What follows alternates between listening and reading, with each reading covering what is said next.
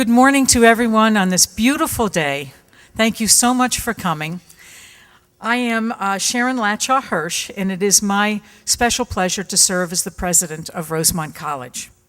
On behalf of the entire Rosemont community, it is also my pleasure to welcome you all here to the first annual conference and symposium hosted by our brand new Institute for Ethical Leadership and Social Responsibility. I also want to share a warm welcome to many special guests here, and especially to Mr. John Bogle. We're very thrilled to have you here today.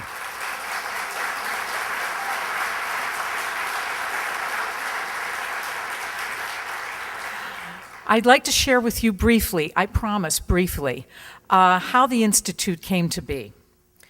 Rosemont College is at a historic point in its history. 4 years ago, in 2007 and 2008, we conducted a 15-month study to come up with a strategic plan, investigating our identity, our mission, and our plans for the future. Out of this study came our decision to expand our online offerings. We now offer 3 degrees fully online, and to become fully coeducational in what was at that time our undergraduate women's college. It was a lot. We also, however, took the time to recognize what we did very well and how we might enhance that niche, if you will, in the future. Well, it turned out that what we were doing so well and what we were already known for in some corners was ethics. At the undergraduate level, we actually have a core requirement in ethics.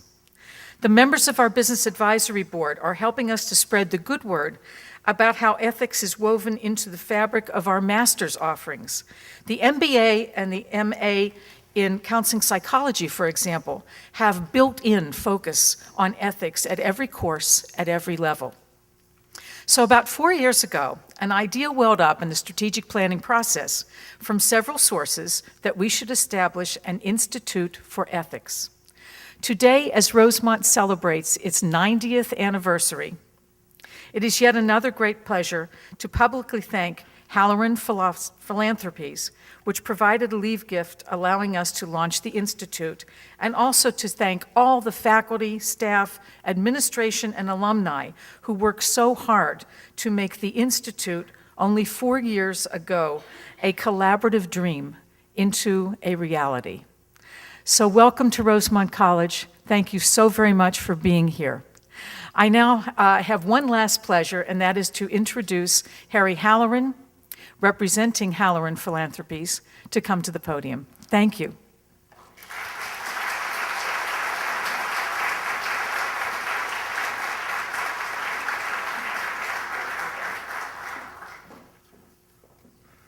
Good morning.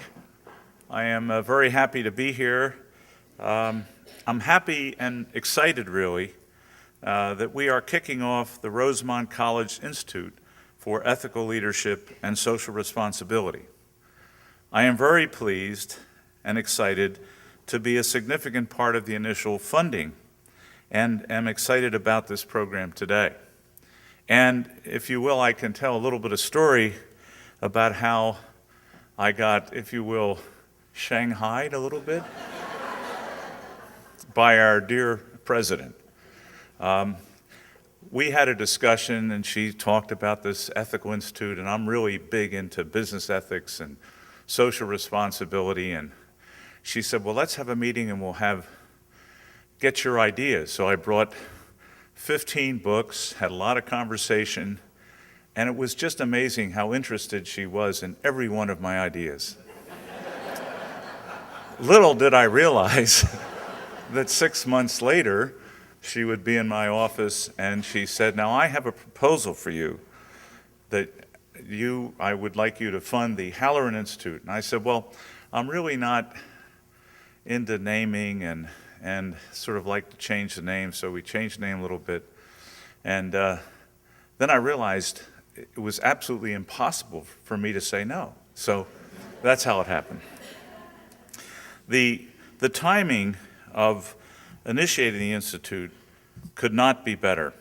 Not because ethics and socially responsible businesses and individuals are lacking, but because we are seeing many signs and events of a positive evolution of business and individual leaders in ethics.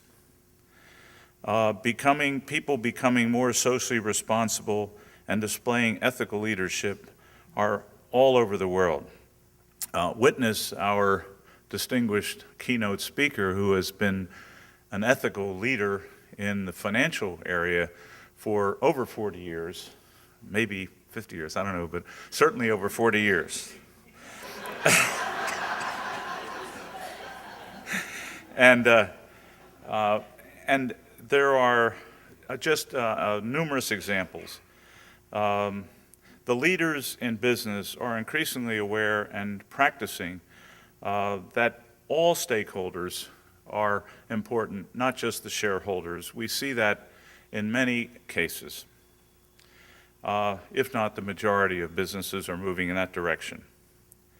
And I'd like to, one small quote from a book that has just recently come out called Grow.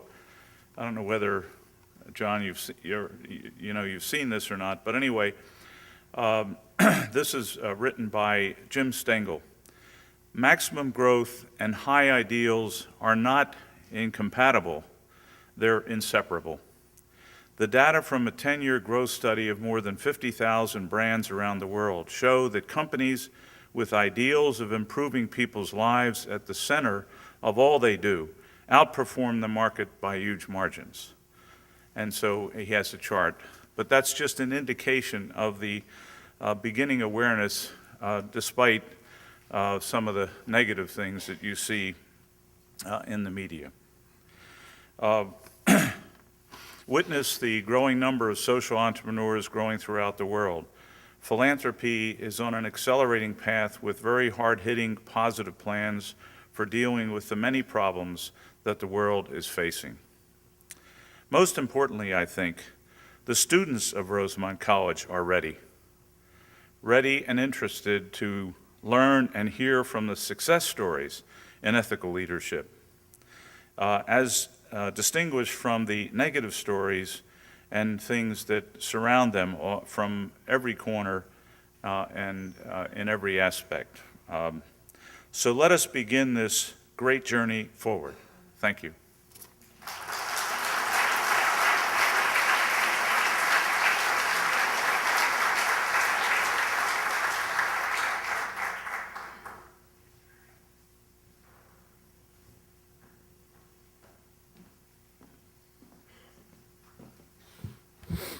Good morning and welcome to our inaugural symposium.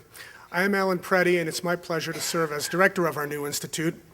It's a great pleasure to have you here on this beautiful morning, and we have a wonderful program in store, and I'm anxious to get underway, so I'll keep my comments very brief. Today's event is the capstone to an exciting year at the college, beginning with the launch of the institute last August. Our mission to promote the study of ethics, leadership, and social responsibility with a view to fostering moral awareness and ethical engagement throughout the Rosemont community and beyond emerges from the college's mission and its commitment to educating students to meet the wants of the age. Our overarching aim is to encourage an increased awareness of the ethical issues arising in people's everyday personal and professional lives, and to promote moral reasoning and action, leadership and engagement, and service to the college and the greater community. Over the course of the past 9 months, our work has served to raise the visibility of ethical issues throughout the campus community through an Ethics Across the Curriculum initiative. Faculty have developed new courses and course modules focusing on ethics and/or leadership. We have begun the process of developing new programs in ethics and ethical leadership. And we launched an ethics film and lecture series designed to stimulate reflection and conversation about moral issues. Looking forward, our aim is to continue this process through conferences and symposia such as this one, faculty research projects, online publications, new opportunities for student engagement, and partnerships with local businesses and other organizations sharing our vision. The theme of today's symposium is particularly relevant in light of the recent financial crisis, which affected so many lives and revealed the shortcomings of so-called bottom-line thinking that many believe is the only social responsibility of business. Each of today's speakers urges us to consider the limitations of this approach and to take seriously the claim that their responsibilities must extend beyond the maximization of profits to include consideration of a variety of stakeholders, all of whom are affected by the decisions made by business leaders. Although the scandals and excesses that we're all familiar with paint a fairly dispiriting picture, many top business executives are answering the call to rethink some of the common myths associated with business and to balance the profit motive with a concern for the greater community. These leaders understand that economic prosperity is not inconsistent with a social responsibility which addresses all stakeholders. The important question is whether this model of ethical leadership will become the new paradigm. I hope that you will come away from today's event inspired by our speakers' insights as to why it is necessary that it does.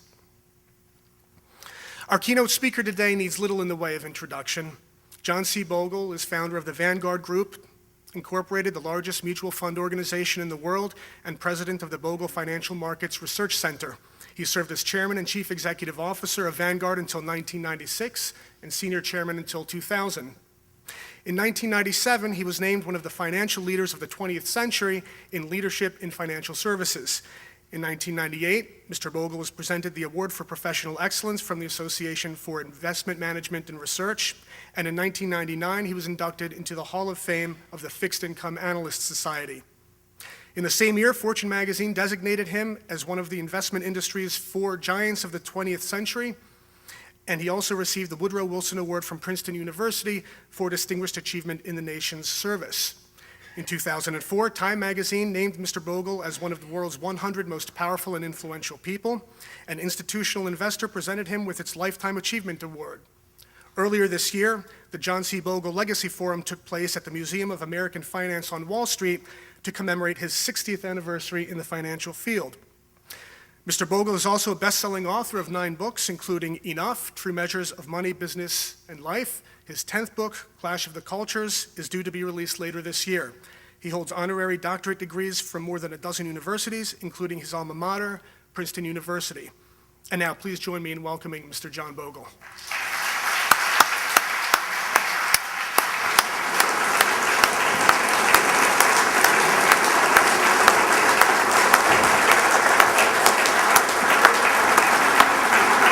Thank you, sir. Thank you very much, Great. sir. Thank you. Thank you.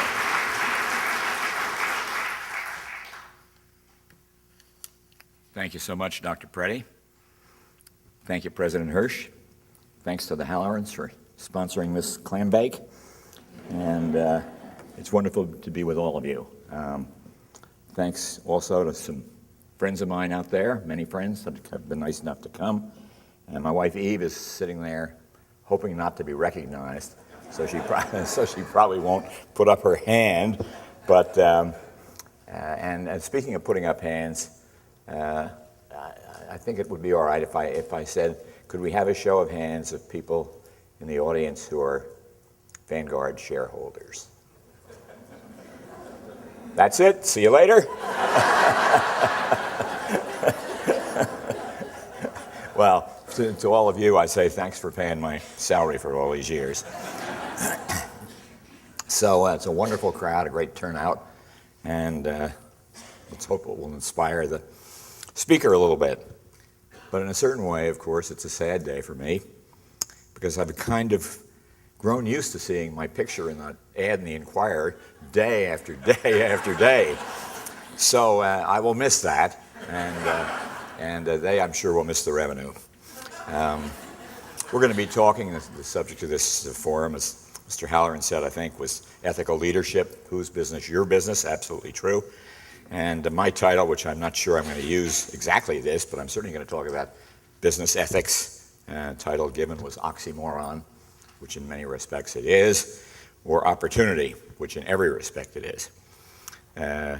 These have been very busy times for me. My 10th book, the manuscript, edited by the most merciless editor in the world, me, just went off to the publishers yesterday afternoon about 4 o'clock. So I'm glad to have that a little bit behind me until I edit the proofs, which they hate. But it went off to John Wiley and Company yesterday. Clash of the Cultures is about basically about the crowding out of the idea of long-term investing, a culture of long-term investing, crowded out by a present culture of short-term speculation. And that's what the book is all about, with examples, anecdotes, personal memoir, and so on. Given the fact these have been busy times, it was sort of timely. Do any of you here do the jumble in the morning paper? Are there any jumblers? Well, you put these words together, this little cartoon. And the one we got the other night, she showed it to me. It was on Wednesday morning.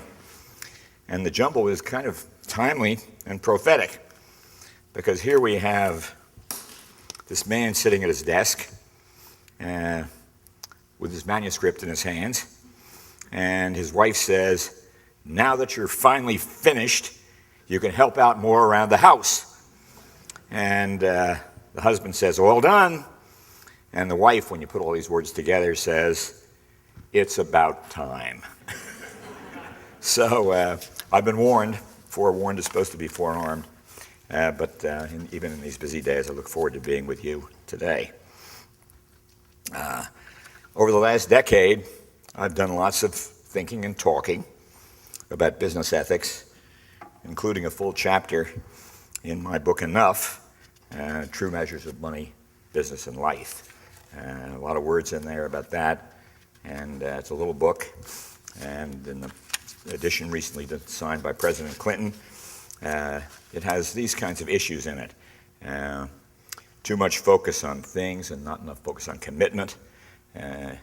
Too much focus on 21st century values and not enough focus on 18th century values.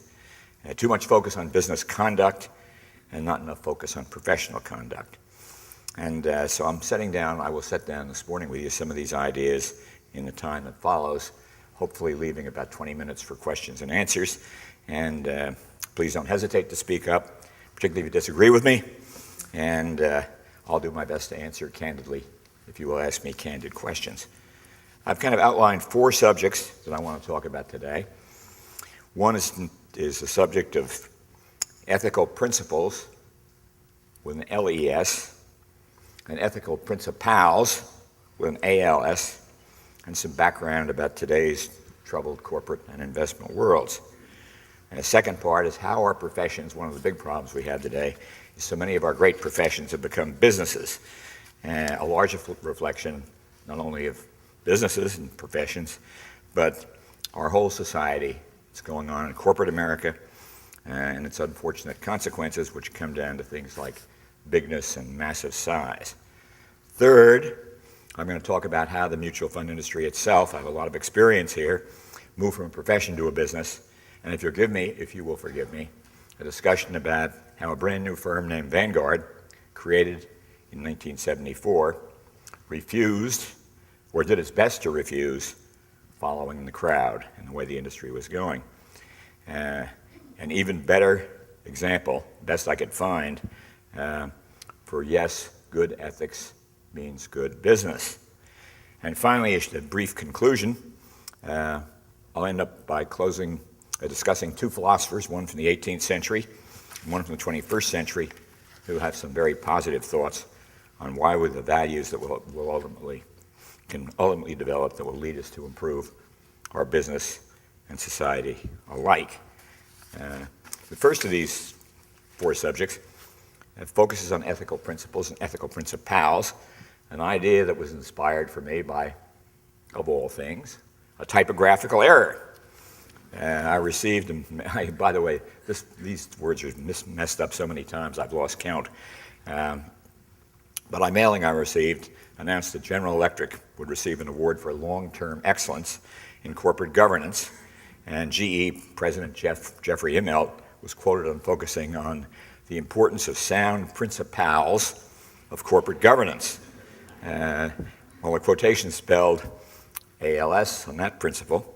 Mr. Immelt, I'm quite confident, meant principles with the LES. But at least in this instance, think about this for a minute. That is a distinction without a difference. After all, no matter how strong the ethical principles are in the world of business, what use are they without ethical principles to honor them? especially ethical leaders who have the responsibility to ensure that these ethical principles permeate and dominate the culture of our corporate world. And I describe these classic ethical principles in our society in words, you'll know all these words, similar to those used by Professor Steven Pinker: integrity, honesty, trustworthiness, fairness and justice, doing good and preventing harm, they're not very complicated, concern for the well-being of others, and respect for their autonomy, and so on. But applying these societal principles to business principles is far easier said than done. No one can be more aware than I am than this dog-eat-dog competition that's inherent in our capitalistic system. Ethical principles are difficult to honor. Of course they are. We're all flawed, fragile human beings subject to temptation, and I've faced plenty of them myself. So dealing with this competitive world without compromising one's character is no mean challenge, and I don't know anybody who's done it perfectly. I give the example when I talk to business school young men and women that 100% of our business leaders, when they get down to visit the same group I'm talking to, the principles of our corporations, they describe integrity and honesty as the essential elements of leadership. It's also clear, as we now know, that somewhat less than 100% of them deliver on those two essentials. Among our large publicly held corporations, having a clear set of standards and ethical code is just a commonplace today. You've read them all. But we've nonetheless seen too many examples where these standards have been ignored, often to meet ambitious and perhaps overly ambitious goals for corporate revenue and earnings. Enron would be the classic example. They had a beautiful set of principles for running Enron. They just didn't observe any of them. And I was happy that the president of Enron, former president, didn't get out of the slammer early like he was trying to last week. Sometimes there's a little justice. I said to someone I was going to put another chapter in my book, which I didn't the last time, but that would change the 10 commandments I had in there to 11. That would kind of mess things up. But it's too much crime and not enough punishment in our society. And our corporate directors and mutual fund directors pay lip service to this responsibility of stewardship. Of course they do. But preserving and protecting and defending the corporation's resources and the resources of those fund shareholders, with the owners of the corporation and the funds the highest priority, is, in my opinion, the exception rather than the rule today. We know the CEO is the senior executive of the corporation, senior employee of the corporation, responsible through the board of directors to the owners. Yet we live in a world where we have these imperial CEOs who seem to view themselves as solely responsible for the creation of what we call shareholder value, and worse, are paid accordingly. Indeed, with the abject failure of the giant institutional stockholders of our corporations, their failure to demand their rights as shareholders, the rights of ownership, were very silent. One of the chapters in my new book is called The Silence of the Funds. We do nothing about corporate governance, most of us, and aggressively assume the responsibilities of ownership. Why should we expect our corporate managers to honor the responsibilities that they clearly owe to their own shareholders? Why did these things go wrong? And this was the main theme of my book, 2005 book, Battle for the Soul of Capitalism.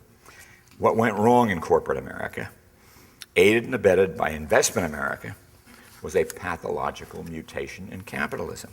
From traditional owners' capitalism, where the rewards of investing went primarily to those who put up the capital and took the risk, to a new and unattractive managers' capitalism, where a grossly excessive share of the rewards of capital investment went to corporate managers and financial intermediaries.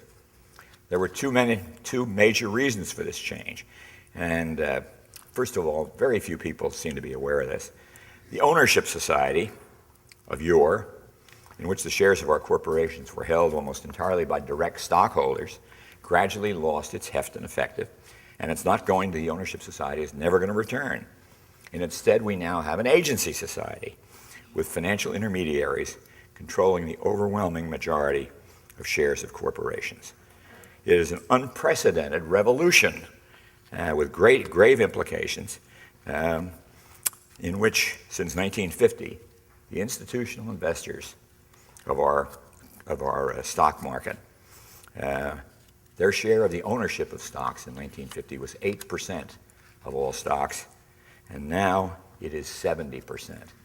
We big institutions control every corporation in America and don't do much about it.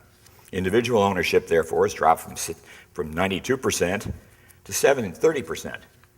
And therefore, we have a double agency society, and it's not a good thing, in which corporate managers and agents interface with money managers and agents to put their own interest ahead of the interest of their shareholder principals. But those agents don't behave as owners, these money managers. They put their own interest ahead of the interest of their principals, those 100 million families who invest through mutual funds and are the beneficiaries of our pension plans. The whole notion of stewardship gets lost in the shuffle. But if the owners of corporate America, forgive the expression, Sharon, don't give a damn about corporate governance, who on earth should? The second reason is that our new investor agents not only seem to forget, this is my last play on this phrase, seem to forget the interest of their own principals, but also seem to forget their own investment principles, LES, a different distinction here. In recent decades, the predominant focus of our investment strategy turned from the wisdom of long-term investment to the folly of short-term speculation. We entered the age of expectations investing. Growth in corporate earnings, especially earnings guidance and its achievement, became the watchword of investors. Ephemeral stock prices, and they are ephemeral, has taken the front seat ahead of enduring intrinsic values of corporations. As a result, a phrase I use in one of my books, it turns out, and you all know this if you think about it, the stock market is a giant distraction to the business of investing. The stock market creates nothing. It's an intermediary between you, and in this sense, a stock is a derivative of the value of the corporation. So it's a situation that's going to be very hard to improve, and I will continue to work on it. So much for principles and principles. My second theme focuses on the gradual but substantial mutation of our professional associations into business enterprises. This baneful trend is among the most obvious and troubling manifestations of the change from the stern traditional values of yore to the flexible values of our modern age. Today's bottom line society, so-called. I think someone used that phrase earlier. It was only 45 years ago that Daedalus, the Journal of the American Academy of Arts and Sciences, proudly declared, everywhere in American life, the professions are triumphant. Everywhere, 45 years ago, everywhere in American life, the professions are triumphant. But today, the contrary proposition tells the story. Driven by the pressures of new technologies, the growing importance of making money, the new reality is clear. Almost everywhere in American life, business standards are superseding professional standards. And we see this in a lot of places. Let me just give you a couple of examples. Well, first, let's consider what we mean when we talk about professions and professionals. That Daedalus article defined a profession as having these commonplace characteristics: a commitment to the interest of clients in particular and the welfare of society in general, a body of theory or special knowledge requiring a specialized set of skills, practices, and performances unique to that profession. 3, the capacity to render judgments with integrity under conditions of ethical uncertainty, overseen by a professional community responsible for the monitoring of quality in both practice and professional education. The article then added these wonderful words: the primary feature of any profession is to serve responsibly, selflessly, and wisely, and to establish an inherently ethical relationship between the professional and the general society. In most professions, in sad reality, these standards have already been greatly undermined. Think of healthcare. What happened to the patient in all this world? Think of journalism.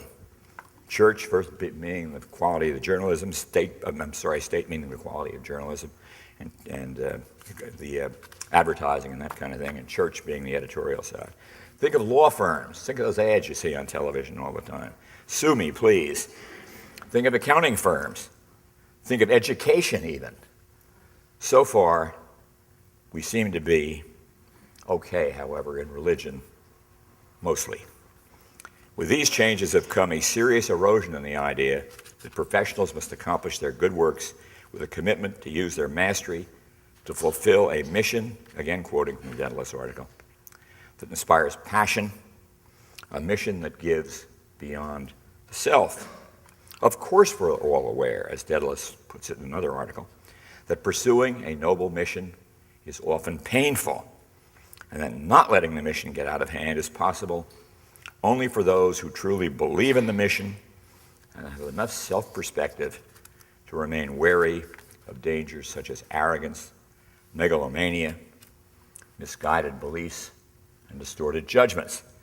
So now let's take a look at an example of how this change has affected the profession of trusteeship and how and why the mutual fund industry has moved from a profession of stewardship to a business of marketing and how that unfolded. So now I'll talk about first the fund industry and then a little bit about Vanguard. There are many, many reasons for this change in the fund industry's culture. First is simply growth. We got big. Assets leaped from $2.5 billion when I joined the industry in 1951 to $6 trillion today, 14% annual growth rate. When a small industry, I think I can say even a cottage industry, becomes something like a mastodon, everything changes. Big business, as hard experience teaches us, represents not just a difference in degree from small business, a few more numbers to the left of the decimal point, but an actual difference in kind. And bigness is everywhere. Banking, business, trade, government, nonprofit organizations, universities. The concentration of power and wealth we now have in this country is not necessarily good, and often not good at all. And I have some trouble saying that when you've already learned that Vanguard runs about $1.8 trillion of other people's money, now the biggest mutual fund organization in the history of the world. So as the dominance of equity funds waned, however, going back to the beginning, we got money market funds. And the fund industry's one-time great innovation of the mid-1970s became the industry's powerful engine in growth. We shifted from an equity business to really a money market business. And in 1984, money market assets of $235 billion were 3 times equity fund assets of, I guess, around $80 billion. 70% of the mutual fund industry was money market funds. That growth didn't let up until 2008, money market growth, when these funds got to $3.8 trillion. These numbers are big. But with the failure of a giant money market fund in 2008, followed by challenges to the money market structure by federal regulators, appropriate challenges to the money market structure by federal regulators, assets then retreated by about $1 trillion and now represent about 20% of the mutual fund industry, from 80% to 20%. So with the rise of bond and money market funds, which nearly all the large fund managers, certainly we do, for half a century had operated as professional investment managers of a single equity fund or a handful of equity funds, that's the old business, became business managers, offering a wide range of investment options, financial department stores driven by administration and technology and marketing. So during the industry's history, we've also witnessed a sea change in how investment management firms operate in the fund industry.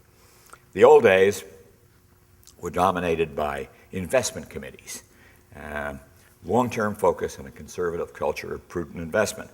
But it gradually gave way to, you know this, we have all these star portfolio managers. Whenever they're good, we see their pictures in the paper. And operating with a very short-term focus and a much more speculative culture of aggressive investing. That change from even boring committee approach to an individual approach has taken the average mutual fund from a turnover, when I came into the business, of about 8% a year to 100% a year. We turn over our portfolios once a year in this business now, 12 times as high. Or to put it another way, the average stock in a mutual fund portfolio used to be held for 6 to 12 years, and now it's held for 1 year or less. and that's speculation crowding out investment. While many fund managers were once investors, now they mostly seem to be speculators. This is a wide range of profound changes in the reflection of a fundamental change in the very nature of our industry. It had been dominated by professional culture for decades. Now it's an industry with a business culture. From its original and primary focus on prudent investment management, the fund industry has moved into a new focus on aggressive product marketing, focused on stewardship, overwhelmed by a focus on salesmanship. Now, I was reluctant to do this, but now that I see the number of shareholders in the room, I'm less reluctant to do so. A few words about Vanguard. With only one significant exception, all mutual funds operate under a common structure. A mutual fund, a group of related mutual funds, owned by their shareholders, governed by a common board of directors. This board, theoretically, no more than that, is independent of the management of the fund's management company, a separate company in there to make a profit for itself. Each fund in the group contracts with that management company to manage its returns, manage its affairs in return for a fee. The management company provides the fund's officers. The management company provides the board's chairman. And these executives are also officers of the management company and paid by the management company. I'm not kidding. This is the industry structure. And a poor fellow dropped in from Mars. He said, "How did you ever have a silly structure like that?" I wouldn't have had to answer him, except it was a different business in the old days. Then the management company provides the activities necessary for the fund's activities, all of them, and advisory services, distribution and marketing, operation, legal, financial services, the whole gamut. That's the traditional mutual fund structure. Funds are essentially, you can figure that out from what I said, they are merely corporate shells holding securities. The only exception is to that, one exception in the industry is, of course, the mutual structure, one in which the funds actually own the management company, which then operates on an at-cost basis. Here, the officers and directors of the funds are also the officers and directors of the management company, creating substantial advantages for fund shareholders. That unprecedented structure was the rock on which Vanguard was founded in 1974. The idea was this mutual structure was to put the shareholder in the driver's seat, optimize investment returns by minimizing operating costs, and focus on offering funds that would provide the returns in a highly predictable manner relative to their peers and relative to the markets in which they invest. Our creation, right at the beginning, mere 6 or 8 months after we started, of the world's first stock index fund, designed simply to track the stock market index, was our first major direction in implementing that simple strategy. Gross return minus cost equals net return. Therefore, if you can get the cost out of the system, you're going to serve the shareholder well. I've often said in the investment business, and particularly the mutual fund business, it's the only business in the world where you not only don't get what you pay for, you get precisely to the last penny what you don't pay for. Therefore, if you pay nothing, you get everything. Got it? Good. That's the index fund. You pay a little bit and get almost everything. There's a better way to run a business like that. So I do want to turn to some ideas on Vanguard and our structures and strategies and values that have brought us to the pinnacle of the fund industry, the largest fund manager in the world. The fact is that we're simply different from our peers, unique in our field. We're mutual funds, structured so that our management company is owned by the funds and their shareholders and operates at cost basis for their benefit. Our rivals are not mutual in any sense of the word, and that is why I've come to say every time I talk about mutual funds, I put the word mutual in quotation marks. They are operated for the benefit of profit-making corporations in business to earn a profit on their own capital. What would you expect? Of course, they also want to earn profits for the shareholders of the funds, no doubt about that. But in the long run, these managers as a group are destined, because they compete with one another, to produce market-like performance before cost, but after the heavy costs they levy on their fund investors, management fees, operating expenses, all those ads you see on television and in the papers, administrative fees, and so on, the performance falls short, as it must, behind the returns provided in the stock market or the bond market. The record is crystal clear on that point. In his foreword to my 1999 book, Common Sense on Mutual Funds, which was updated and republished a couple of years ago, the late eminent economist and prolific author Peter Bernstein made this perceptive observation. What happens to the wealth of individual investors cannot be separated from the structure of the industry that manages those assets. And investment managers go right on earning a return on their own capital that most other industries can only envy.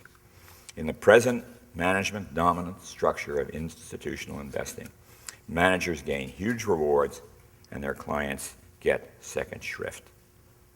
I have believed these principles for my entire career and even before. In Princeton University in 1949-51, I wrote my senior thesis on the mutual fund industry. And I'm going to just give you some quotes from that thesis, which in 2001 was published by McGraw-Hill, proving that if you can wait 50 years, anything can be published. Here are these words from the thesis. Mutual funds should be operated in the most efficient, honest, and economical way possible. Future growth can be maximized by reducing sales charges and management fees. Funds can make no claim to superiority over the market averages. 1951, a hint about the index fund to come. The principal function of investment companies is the management of their investment portfolios, not marketing and all those tangential things. Everything else is incidental. And finally, the principal role of the mutual fund should be to serve its shareholders. Now, I've already turned this probably into too much of a Vanguard commercial, but those simple strategies, you can argue, and I might not, I'm not so sure, maybe just college boy idealism, and maybe a plan for a company in the back of my mind, I don't know, but I think it's more the former than the latter, are the very strategies that we have followed in our inception at Vanguard 36 years ago. They have served us well and our clients well, not because of any magic or genius. Please understand that. There's no magic or genius involved. Because the relentless rules of humble arithmetic, a phrase I stole from Supreme Court Justice Louis Brandeis, appointed by Woodrow Wilson, are eternal. The relentless rules of humble arithmetic are eternal. So I look at Vanguard as an artistic success. Our fund performance has, with considerable consistency, outpaced about 95% of our peers, our peer group averages, almost entirely, by the way, by reason of our low cost. That's what accounts for that difference. Cost is everywhere. And in virtually every sector of the market, money market funds, bonds, equities, large cap growth, small cap value, international, so on, 95%. We'll get it to 100, I assure you, one of these days. This steady performance has earned us the highest scores in investor trust. And without going into the mechanics of a recent independent study, we have a loyalty rating of plus 44. Don't need to give you the details. The number 2 firm is at 26, and the industry average at minus 12 hardly suggests that funds investors are satisfied with what they are getting. The lowest ranking firms had scores of minus 54. I asked shareholders, what they think about their manager. Minus 54, minus 48, and minus 47. If I can maybe take a cheap shot, which I'm not at all above doing, the lowest ranking firm was Goldman Sachs. And you've read about that in the paper. They're not only low at the bottom of the deck, I think they're 48th among the 50 funds in ranking in terms of shareholder loyalty, but they're also 48th in fund performance. And they can tell me until hell freezes over, again, forgive me for that word, until they're putting the clients first. But the reason they're at the bottom of the deck in performance is because their costs are at the top of the deck in performance. Performance comes and goes, but expenses go on forever. So we'll see if they want to give their fund shareholders a fair shake or not. Now, continuing a little bit with the artistic success, let me just say, I think, an amusing little anecdote about the index fund. In 2006, the underwriters of that issue in 1976, and man, was that a job, trying to start an index fund. Everybody in Wall Street hated it. The market was down, meaning stocks in general were not happy, not a great place to be. And of course, they turned out to be a great place to be, as you'll hear in a minute. And the fund was known as Bogle's Folly. We tried to get the underwriting going. All four of the underwriters are now out of business, by the way, the four biggest firms in the field. And we had a dinner to celebrate the 30th anniversary. And everybody had their little lines, what those dinners are like. Maybe have a glass of wine or something and tell some pretty good stories. But the best story I liked from the dinner was when the lawyer for the underwriters stood up. And he said, I don't know about all these things you guys are talking about. He reached into his pocket and pulled out a little piece of paper. And he said, I just want to tell you that I thought, because I made a nice amount of money on that, I would buy 1,000 shares of that index fund. And so I did. I bought it at $15 a share, the original price, total investment of $15,000. And what he had pulled out of his pocket was his most recent statement from the fund. In those 30 years, he had not bought a single additional share. He'd reinvested his dividends, not taken anything out. And so he still had the original shares plus those reinvested dividends. And he looked down at this chart and he said, and today, anybody want to take a guess? Today, my investment is worth $461,771. And if that isn't an artistic success, darned if I know what is. And by the way, I updated that. We had some unpleasantness this 2006. And now it's $550,134.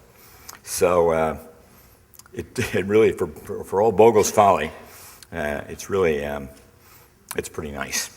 Pretty nice to see that, and pretty nice to have some appreciation of that. And of course, the index fund is the backbone of our business, and that original 500 fund is the largest fund in the world, $225 billion. I should say parenthetically that in the underwriting they had terrible trouble selling it, and they said they were going to raise $150 million to start this first index fund, and they raised $11 million.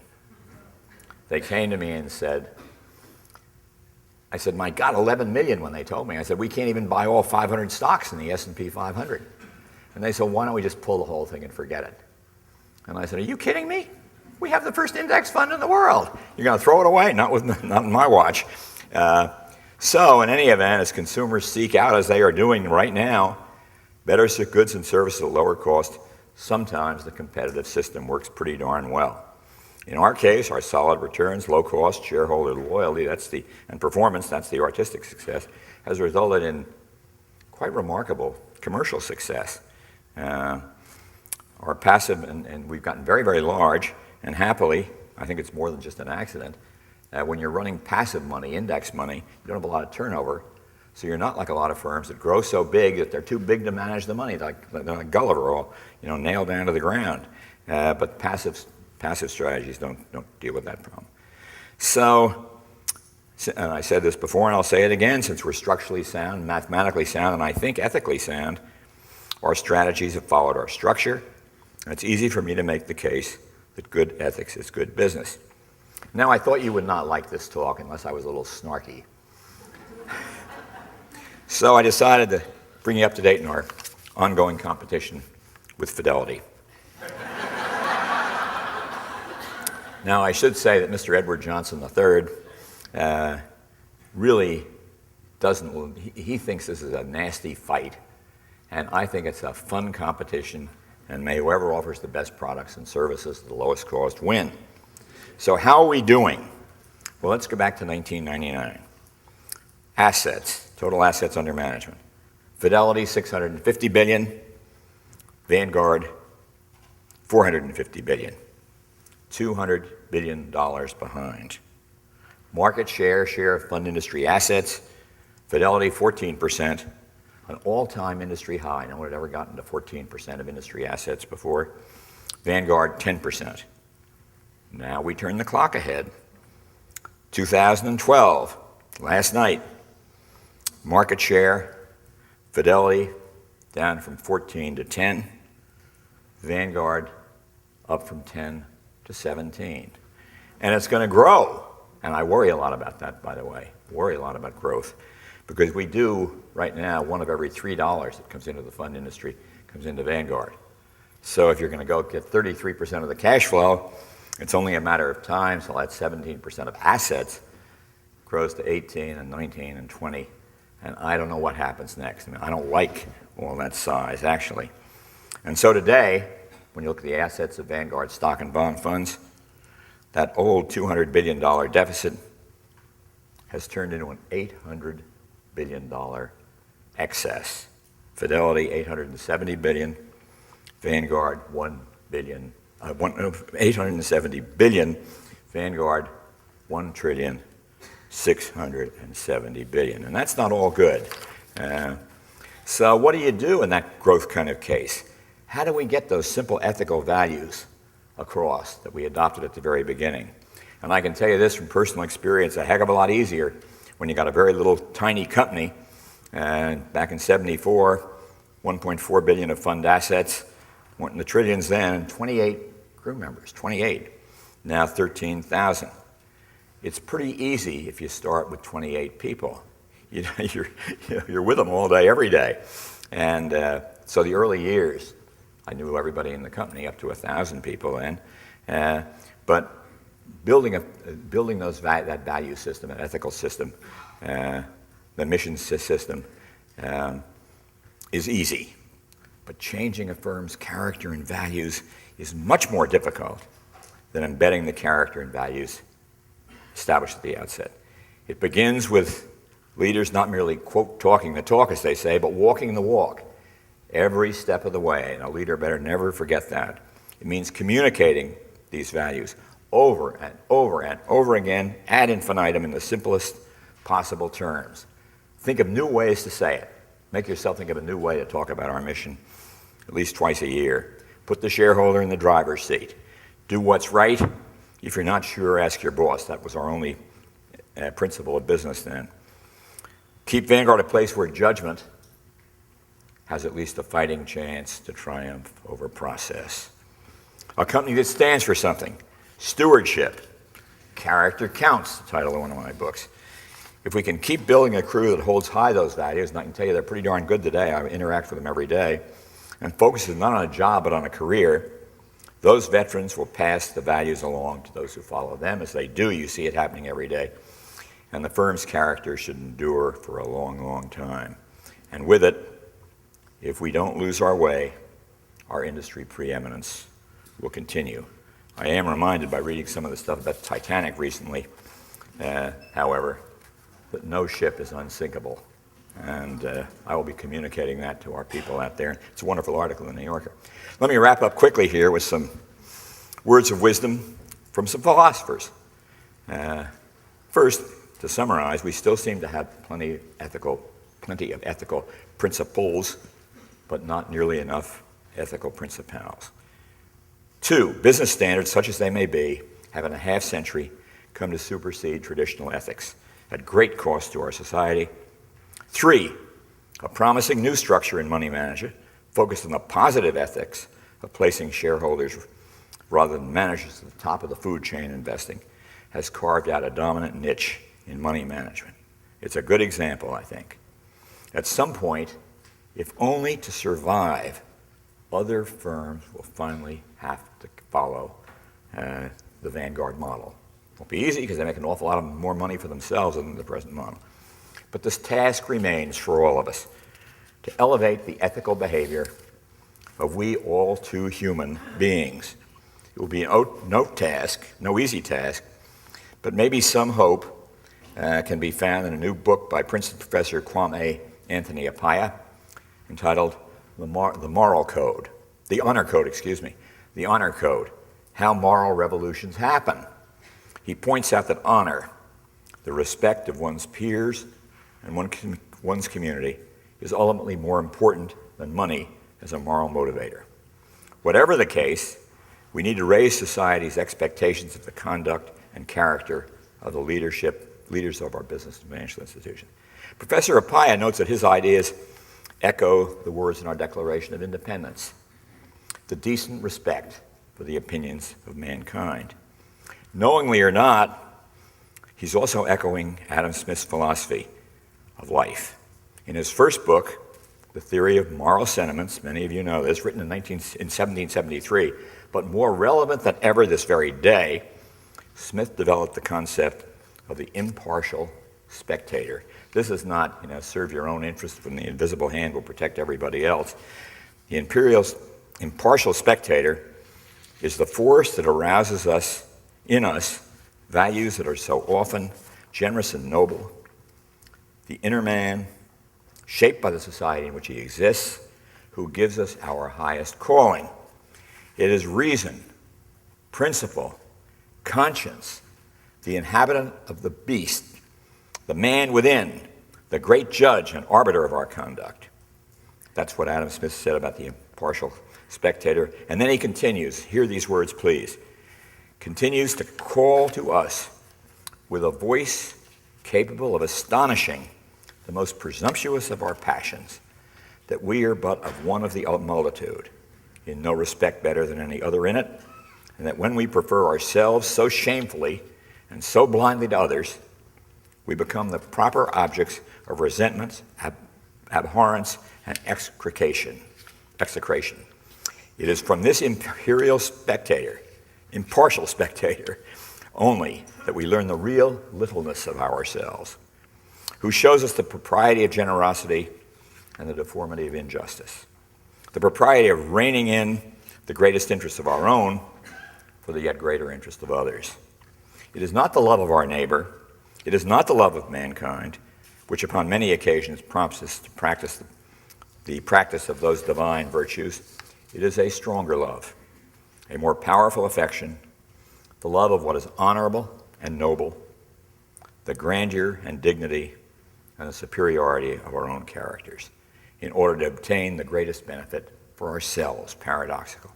So with those powerful words, Adam Smith, yes, Adam Smith, touches on nearly all of those traditional ethical principles of which I spoke at the outset. We need to be reading them again today. Not necessarily The Wealth of Nations, there's a lot of great stuff in there. Our corporate values have indeed been greatly eroded, and virtues, but there remain scores of examples, not nearly enough, of corporations and financial institutions that have held to their traditional bearings, staunchly resisting the powerful forces that are driving our society away from them. Again, quoting from the Honor Code by Professor Appiah, honor is for us what it has always been, an engine fueled by the dialogue between our self-conception and the regard of others that can drive us to take seriously our responsibilities in a world that we all share. So I close my remarks this morning I should say, by urging you, favored members of the younger generation are here in particular, to begin to assume responsibility for America's future, and to join me in the quest to demand ethical principles in all the avenues of American life, implemented by principals who are following ethical principles. Take heart, you young people. It's a lonely struggle today, but remember these words of the anthropologist Margaret Mead. I'm sure everybody in the room knows him. Never doubt that a small group of thoughtful, committed citizens can change the world. Indeed, it's the only thing that ever has. Thank you.